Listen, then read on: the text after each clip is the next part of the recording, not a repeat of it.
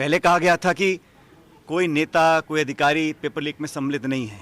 मैंने पहले भी कहा था, मैं नागौर में सभा में मैंने कहा था कि बड़े से बड़ा व्यक्ति हो, जो सरगना है, जो मास्टरमाइंड है, छोटे मोटे दलाल पकड़कर तो अच्छी बात है, लेकिन इसकी तह तक जाना पड़ेगा।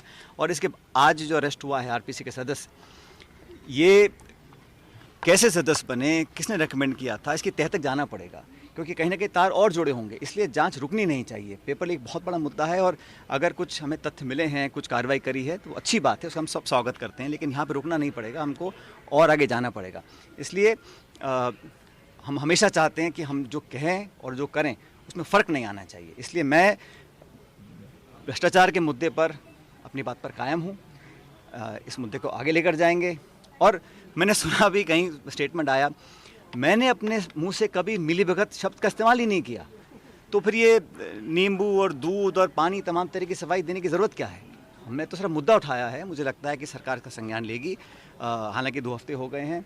अभी मैं उम्मीद करता हूं कि कांग्रेस पार्टी और विशेष रूप से हमारी सरकार जो अशोक जी की नेतृत्व में बनी है, इस सरकार पे अब कम समय रहते ही कार्रवाई करने का समय आ चुका है। 2 सप्ताह में कार्रवाई नहीं हुई, उधर आपको तो अनशन से पहले ही एक तरीके से प्री नोटिस दे दिया गया।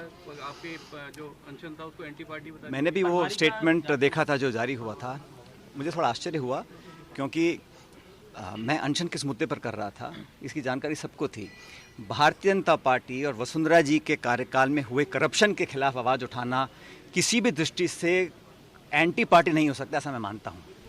और मैंने बड़े स्पष्ट शब्दों में कहा था कि मैं किसी व्यक्ति का जानबूझ के विरोध नहीं कर रहा हूँ, मैं लांछन नहीं लगा रहा हूँ, आरोप नहीं लगा रहा हूँ। सिर्फ भाजपा के कार्यकाल में हुए करप्शंस को मैं चाहता हूँ उसकी तहकीकात हो, ताकि जनता जब 6 महीने बाद हम वोट मांगने जाएंगे, लोगों को लगना चाहिए कि ये लोग जो बोलते हैं कर कर दिखाते हैं। लेकिन दुर्भाग्यवश अभी तक कार्रवाई हुई नहीं।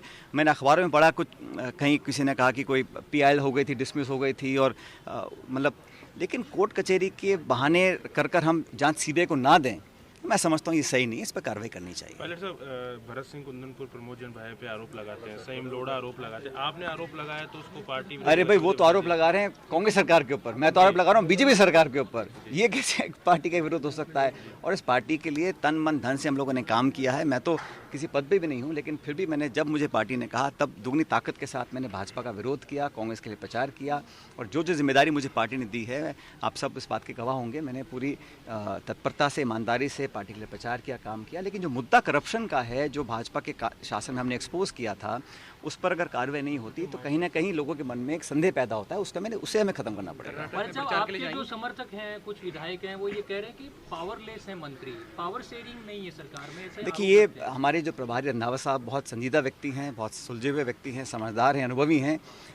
मैं समझता हूँ वो जब बाकी सब रिपोर्ट्स दे रहे हैं तो ये रिपोर्ट उनको बनानी चाहिए कि जो जो हमारे मंत्री महोदय हैं या विधायक हैं और सरकार के नुमाइंदों पर अगर नाना प्रकार के आरोप लगते हैं, तो कहीं ना कहीं उससे मैं समझता हूँ पार्टी सरकार की छवि को शायद ठेस पहुँच सकती है। तो उसका भी संज्ञान लेकर खरगे साहब और दिल्ली ICC में बातों को पहुँचाना चाहिए, ताकि हम लोग कार्रवाई करें, सख्त कार्रवाई करें। और कोई कितना बड़ा व्यक्ति हो, किसी पद पर बैठा हो, किसी का चाहता हो, किसी का दुश्मन हो, लेकिन अगर कहीं जांच के बाद तथ्य पाए जाते हैं तो हमें कार्रवाई करने से परहेज नहीं करना पड़ेगा। क्योंकि जो शासक है, जो राज करने वाले लोग हैं, वो भेदभाव नहीं कर सकते हैं। निष्पक्षता से काम करना पड़ेगा और बिना अपना पराया समझकर हमें कानून अपना काम करता दिखना भी चाहिए।